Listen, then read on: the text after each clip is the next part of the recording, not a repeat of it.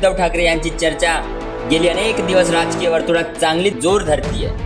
या चर्चेत उद्धव ठाकरे आणि राज ठाकरे एकत्र येणार असा सूर आहे। अर्थात त्याला दोन्ही पक्षांनी तसा कडक न कडक दुजोरा दिला आहे। त्यांच्या एकत्र येण्याने त्यांच्या कार्यकर्त्यांमध्ये उत्साह संचारला आहे। दुसरीकडे त्यांची एकजूट होणार हे फक्त ऐकूनच विरोधकांच्या पोटात पुरता गोळा आला आहे। हे दोघे एकत्र आले तर आपला निभाव लागेल का, हाच प्रश्न त्यांना सतावतोय। त्यामुळे या दोघांनी एकत्र येऊ नये यासाठी भाजपा सातत्याने प्रयत्न करत आहे। यात विरोधक कितीही म्हणत असले की त्याच्या एकत्र येण्याने आम्हाला काहीही भीती नाही, पण त्यांना आपल्या हातून मुंबई जाईल याची भीती नक्कीच आहे, असं राजकीय पत्रकार सांगतात। आता हे होऊ नये यासाठी एकनाथ शिंदेंना पुढे करून ते डाव टाकतोय का? त्यांच्या एकत्र येण्याने भाजपचं कसं काय होतं तेच आजच्या या व्हिडिओमध्ये बघूया। राज ठाकरे आणि उद्धव ठाकरे या दोन राजकीय पक्षांच्या प्रमुखांच्या आसपास गेले काही दिवस एक चर्चा रंगते, ती म्हणजे मनसे आणि उद्धव ठाकरे यांची युती होणार का?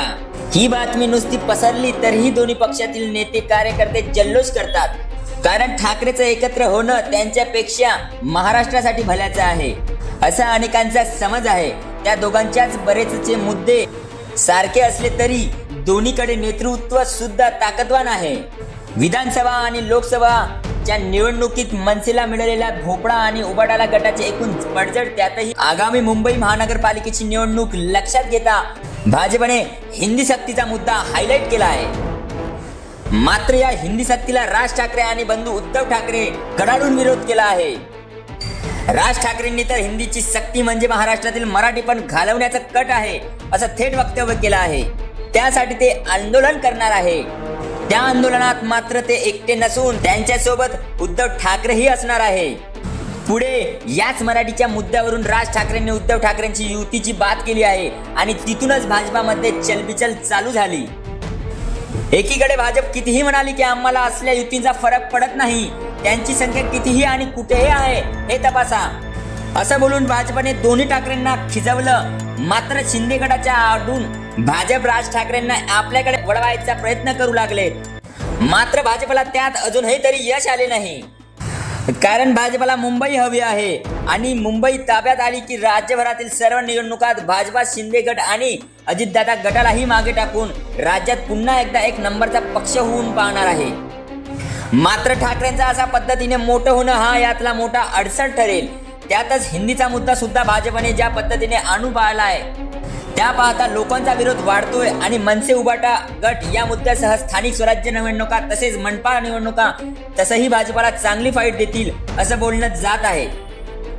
कारण मुंबईतला मराठी माणूस भलेही कमी झाला किंवा तो मुंबई बाहेर पडला असला तरीही मुंबई ही ठाकरेंचीच आहे असं समीकरण आजही आहे।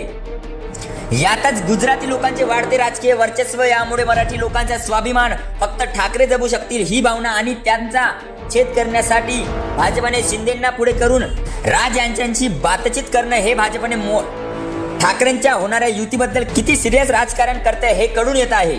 आता राज ठाकरे आणि उद्धव ठाकरे जर एकत्र आले तर भाजपला कुठे कुठे नुकसान होईल ते बघूया।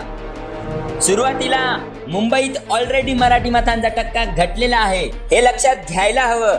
त्यात गुजराती आणि यूपी वाल्यांनी मत घेऊन भाजपने 2017 मुंबई महानगरपालिकेत सर्वाधिक जागा पटकावल्या आहेत। याच अनुषंगाने हिंदी सक्तीचा मुद्दा भाजपने मुद्दामून तयार केलेला ध्रुवकरणाचा विषय आहे असं म्हणायला हवे। आता हिंदी सक्ती केल्यामुळे मराठी मत भाजपला विरोधात जाण्याची शक्यता आहे असं वाटलं असलं तरी यातून भाजपची हिंदीची मते भाजपला मजबूत करता येणार।